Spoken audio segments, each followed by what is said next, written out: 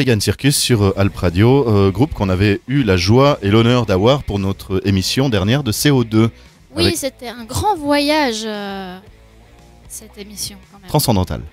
Oui, dans la forêt et tout, avec les petits lutins, les petits êtres de lumière, les lucioles, et compagnie. Tout et tout ça. Tout à fait. Dans la forêt, avec les petits lutins. Oui. Ah, allez, casse-toi, bon sang, on veut encore m'en coubler. Bref. Ils sont tout petits, les machins. Bref. Oh là là, dis donc, les machins, non. Oui, non, Les petits êtres. oui, très, très magnifique et bienveillant. sympathique. Oui, tout à fait. Revenons avec nos invités. On m'a dit, comment ça va? Ça va toujours tout bien Oui, ça va. ou- C'est un peu calme. C'est vrai. Ok, d'accord. Arrivons sur votre actualité. Vous avez sorti un EP, Aigre-Doux, qui s'appelle. Donc c'était ça en novembre 2015. Ouais. C'est ça qu'il est sorti. Pourquoi Aigre-Doux? C'était quoi la petite histoire là derrière? Aigre-Doux. C'est toi qui as proposé, alors c'est toi qui as su. Ouais, c'est qu'une fois on s'était fait la remarque, on trouvait que on avait des ambiances. Enfin, non, c'est même quelqu'un qui m'avait dit une fois qu'on avait des ambiances dans nos morceaux à la fois mélancoliques et à la fois joyeuses. Puis c'est un peu l'idée qu'on a eue. C'est vrai qu'on n'était pas très inspiré au début pour. Mais ça rejoint aussi, c'était du contraste. Voilà, ouais. De nouveau. Aigre-Doux, moi j'ai eu du mal au départ parce que c'est une sauce aigre-douce que je déteste. Ah, en t'aimes fait. pas ça? Aigre-Doux. C'est Moi, de vrai, même. t'aimes pas. Lui non plus. Ah, t'aimais pas non plus. On n'aime pas les deux. Ah, Mais bah, voilà, allez savoir pourquoi. Finalement, ça convenait assez bien à l'idée générale de ce premier EP et l'idée générale de nous. Quoi. C'est un peu. C'est. Ok, d'accord. Tchik tchik. Tchik. J'aime bien, c'est lumineux. L'enregistrement de cet IP, comment ça s'est déroulé? Alors on est allé au Blend Studio à Lutry avec Christophe Noth. C'est un ingénieur du son avec qui j'ai eu l'occasion de souvent travailler, donc je l'ai proposé à Jessana, puis elle a tout de suite été enthousiasmée à l'idée de travailler avec lui. Puis l'enregistrement, Ça s'est très bien passé. ouais, Je sais plus, on a fait quoi? 3 jours? 2 jours? je crois même pas, ouais, 2 jours et demi. Ça allait très vite, le feeling est tout de suite bien passé avec Christophe. Ouais. Euh, Des bonnes conditions, un magnifique studio, un super piano, enfin mhm. une vue aussi sur le lac, je crois, Ouais. dans les vignes. Non, c'était en tout cas un très bon souvenir. Combien de morceaux dans cet IP? Alors 5 plus une introduction. Ok, d'accord. Et j'ai lu quelque part que que Jessana, tu prêtes ta voix. C'est possible? Je prête ma voix. Ouais, pour d'autres des chansons ou des C'est vrai, t'as lu ça. pour d'autres.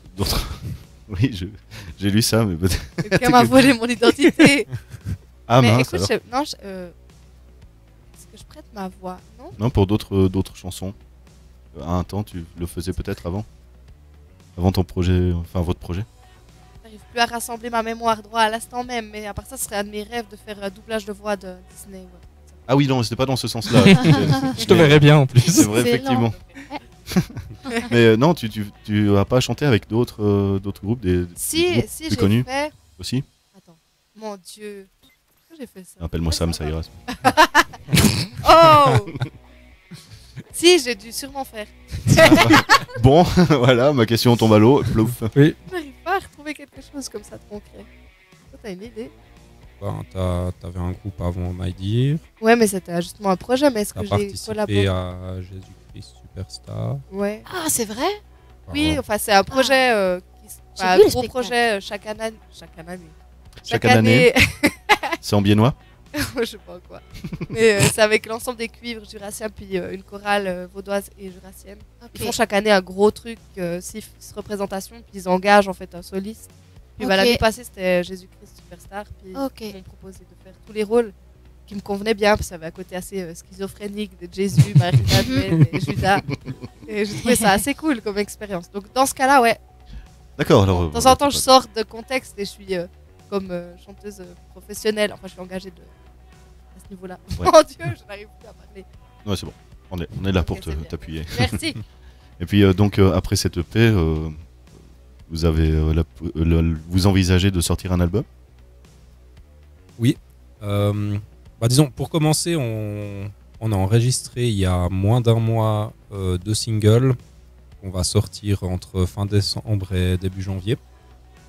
Ça commençait à vraiment nous démanger de ne pas sortir de nouveautés, donc on s'est dit allez, on se met les piles, on sort déjà 2 singles, et puis notre premier album est en préparation, donc même il est déjà tout composé, il ne nous reste plus qu'à fignoler les derniers détails. Il va être enregistré courant 2018 et sortir dans la même année. Mhm. Donc ça avance. Toujours au Blend Studio? Alors on n'est pas encore 100% sûr où on l'enregistrera et avec qui, mais ça reste une option vu qu'on avait vraiment une belle expérience là-bas. Ok, les textes, pardon.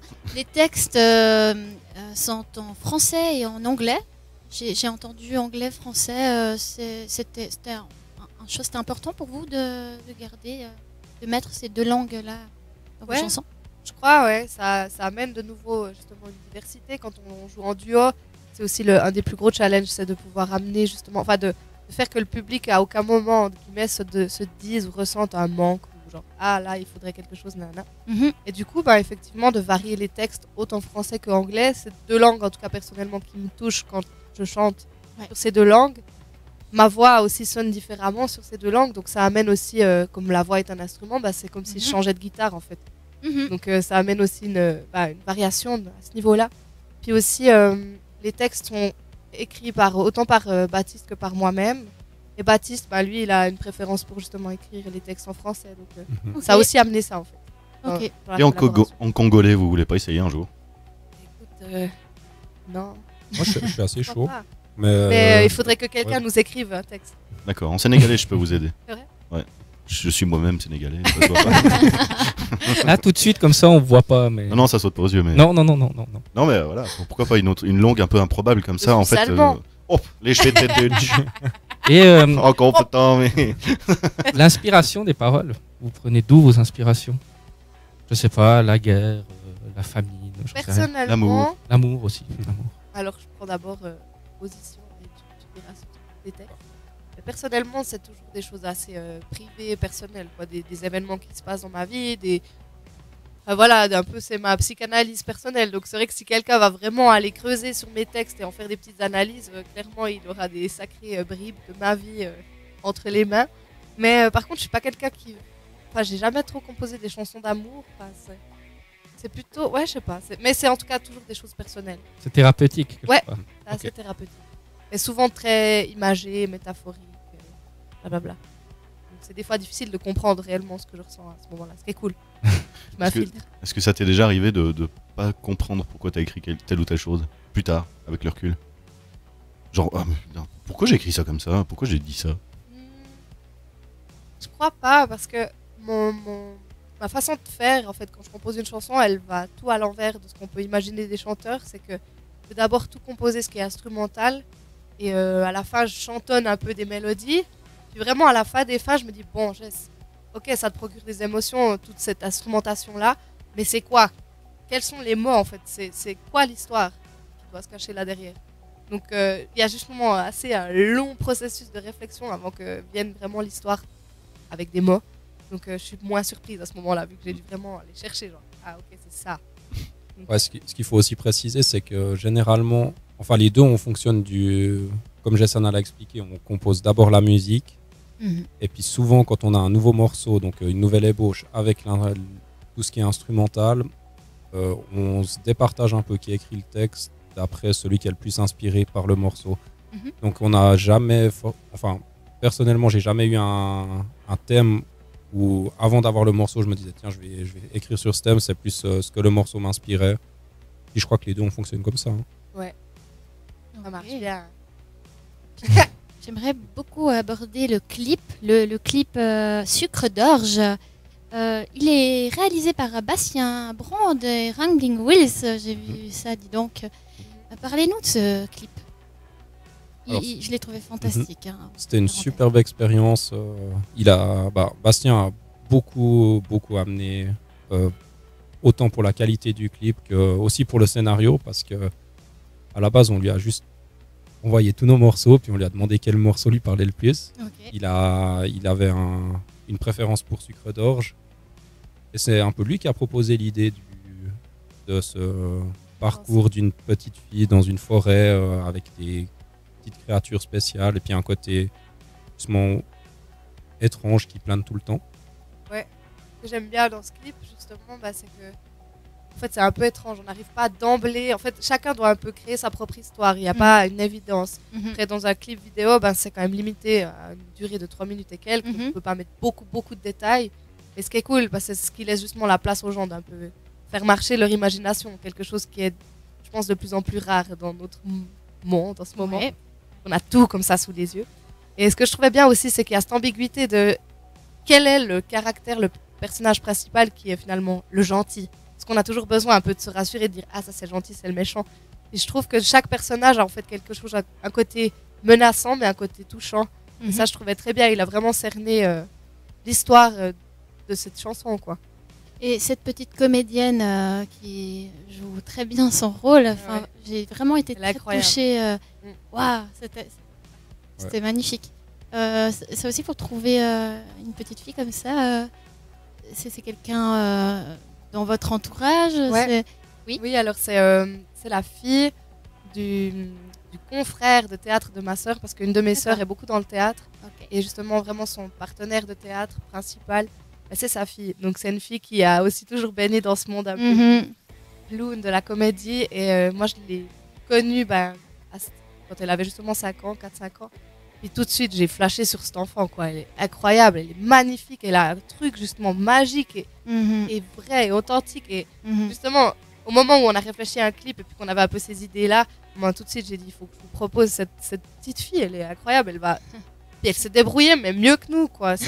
Elle était tellement rigoureuse et tellement investie dans ce travail-là. Elle Ouais. était une pro, quoi. Puis à 5 ans, c'était fou. Ouais, en tout cas, ça m'a mis les frissons. Ouais, Chair ouais, de poule, ouais, vraiment, pleurer bravo, aussi. bravo.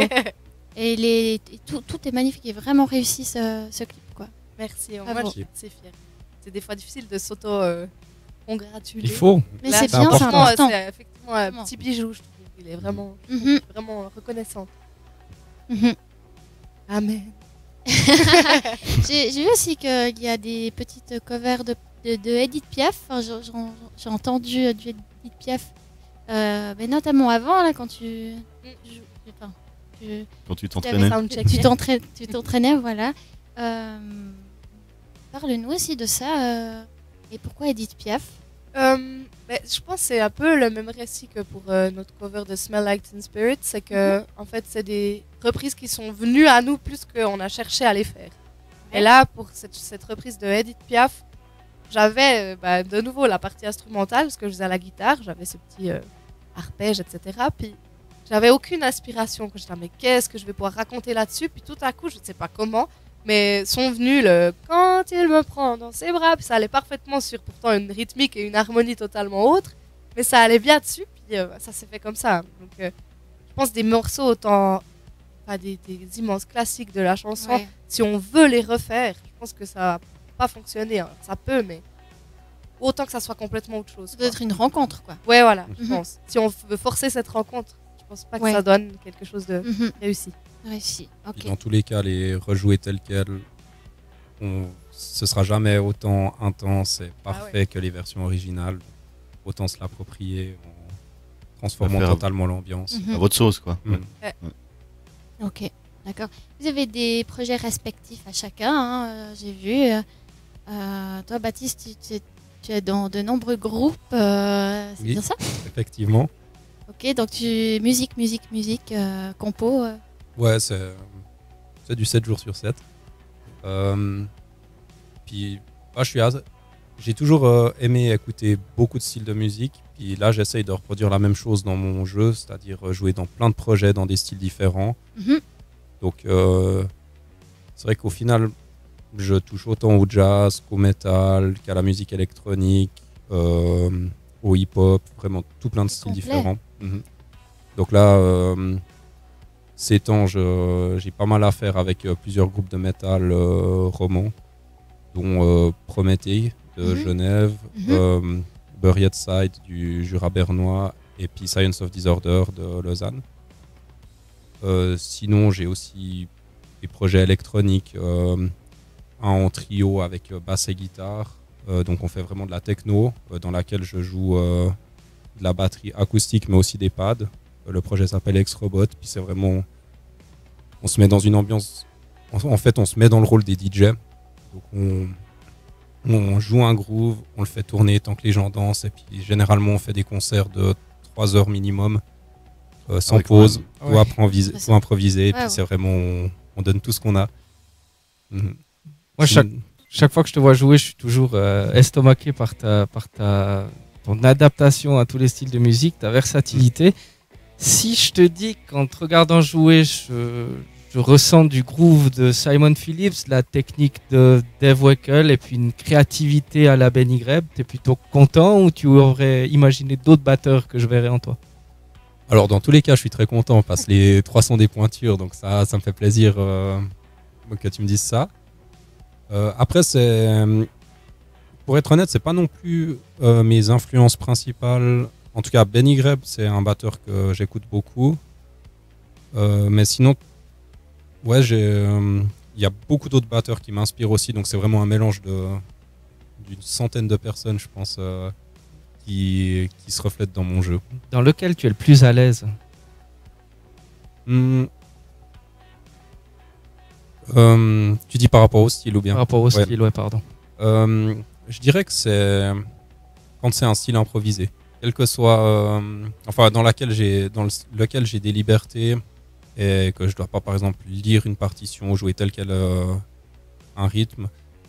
Dès que c'est improvisé, je suis beaucoup plus à l'aise parce que j'ai l'impression justement de partir dans un voyage avec les autres musiciens et on collabore ensemble, on discute ensemble et puis on crée quelque chose d'après l'humeur du moment. Et puis là-dedans, je suis très à l'aise. C'est un peu... Si je pouvais faire que ça, je le ferais avec plaisir. Excellent, merci pour cette réponse. Et toi, Jessana, j'ai vu que tu as participé à une émission qui s'appelle The Voice en Suisse et en France. Est-ce que c'est juste? Oui, c'est juste. Ok. Pourquoi? Enfin, on va connaître les raisons. Là, on parle justement de différents projets. Ça faisait partie d'un projet à vivre, je pense, en tant que chanteur. Ça fait partie, c'est un monde qui a pris énormément de place, le monde de la télé dans le monde musical.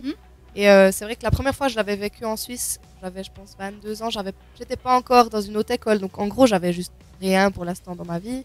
Je m'étais dit, ouais, c'était le premier casting que j'essayais, et pourquoi pas essayer une fois.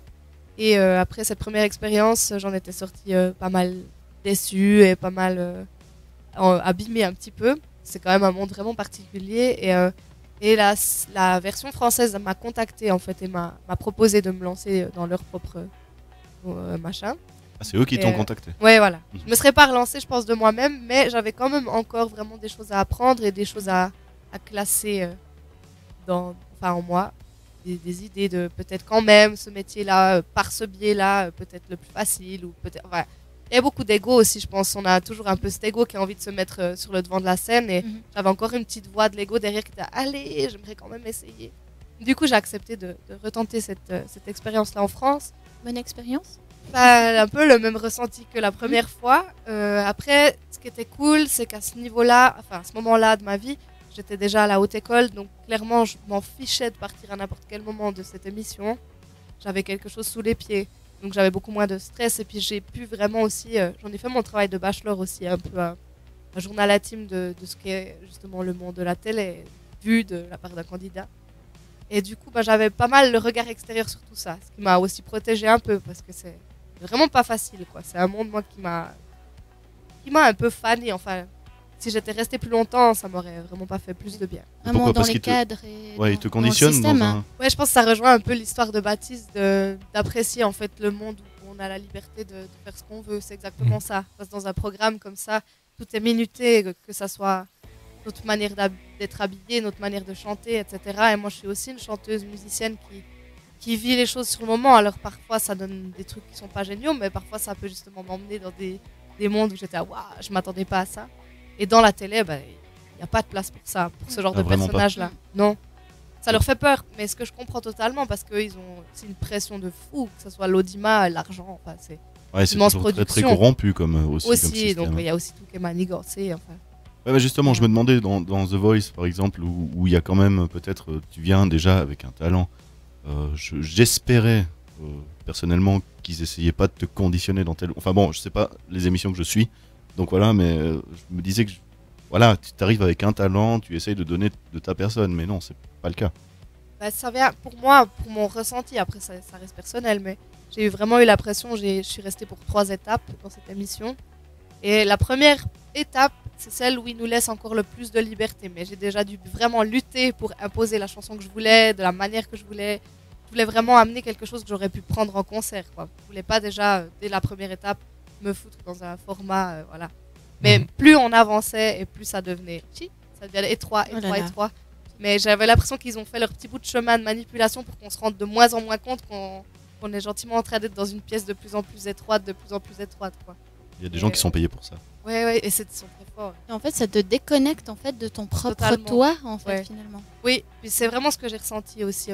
Et puis, il y a une anecdote particulière, c'est que dans ces immenses locaux, ces immenses studios, on n'avait jamais le droit vraiment de se déplacer où on voulait, quand on voulait. C'était toujours, faut être accompagné, nanana. Puis à un moment donné, je suivais un groupe, puis on s'est retrouvé devant une porte, puis on l'a pas ouverte. On était vraiment, pas à 5-6 comme ça devant cette porte, puis on a dû attendre que quelqu'un vienne, nous ouvre la porte et nous guide. Et à ce moment-là, je me suis dit, wow, vraiment, notre cerveau, il est de plus en Conditionné. plus sur off. Quoi. Et ça, vraiment, cette image-là de la porte, c'est quelque chose qui m'a vraiment un peu effrayée quand je me suis dit, oh mon Dieu, au secours, on devient vraiment des petits robots. Oh là là. Donc voilà, c'est un peu le sentiment général que j'ai eu dans ce monde-là, mais de sortir de cette expérience-là, ce qui m'a vraiment amené quelque chose, c'est que en sortant, je me suis dit, bon, est-ce que tu as envie de te mettre autant la pression que ce que tu as ressenti dans ce contexte-là? Clairement, j'étais là, non. Il n'y a que moi qui peux décider maintenant en concert, genre si j'ai vraiment envie d'être stressée, si j'ai envie de me juger et de me dire, ah, c'est nul. Et du coup, j'arrive beaucoup plus à m'amuser. Et justement, quand on parlait de la faute sur la double croche, vraiment maintenant, quand je fais des erreurs, finalement, on peut jouer dessus. C'est pas grave, c'est ça qui est drôle, c'est souvent ça qui anime aussi le public quand il nous voit interagir et voilà, reprendre un peu cet amusement. Spontané, quoi. Ouais, puis je pense que si on s'amuse pas Bien sûr. dans ce métier-là, on s'use beaucoup trop vite, quoi. Et moi, c'est ce qui m'a marqué quand je vous ai vu à l'Irréversible Festival l'année passée. C'est la capacité que vous aviez, que tu avais d'emmener le public dans votre univers, dans votre monde.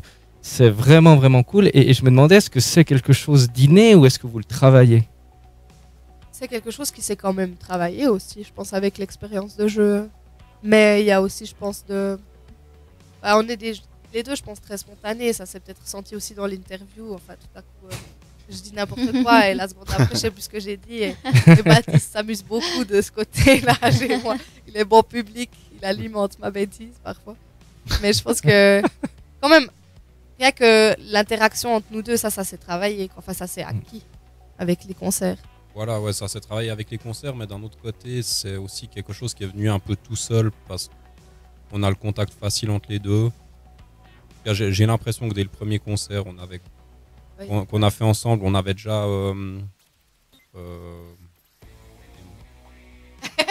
disons, on dégageait déjà une énergie par notre manière de jouer ensemble et puis notre complicité. Puis c'est souvent ce qui nous est aussi dit en retour après des concerts, c'est surtout la complicité. La complexité aussi peut-être, mais oui. Et à force, tu connais les réactions de l'autre aussi. Voilà, c'est ça. C'est ça que c'est vrai qu'on l'a entraîné justement en jouant souvent parce qu'on arrive à mieux se connaître et puis à prévoir ce qui va se passer, même quand l'autre essaye de surprendre. Il y a quand même une sacrée part d'improvisation. On voit sur scène parfois où peut-être vous faites tourner un peu plus une partie et ça rend le spectacle plus vivant à mon sens. Puis on aime bien s'envoyer des pics musicales entre nous en essayant de déstabiliser l'autre. Mais ça permet de rester aussi attentif à l'autre. Oui, exactement. C'est vachement important, ça. Ouais, ça c'est quelque chose que justement mon prof de chant nous avait pas mal souligné, ce truc de rester dans la tension, quoi. Peut-être que quelque chose va se passer et puis ça le public le ressent et puis est tout de suite captivé. Eh ben, on reviendra vers vous dans un petit moment, mais pour l'instant, je vous propose d'écouter un petit morceau de musique quand même, parce qu'on blablate, mais on voit pas le temps passer. Les fils du facteur qui viennent tout de suite sur sur CO2 sur Alp Radio, et puis suivi d'un autre titre Soraya Noni. Santini. Voilà, un truc comme ça, je sais plus, j'arrive pas à le dire. Excusez-moi. Et puis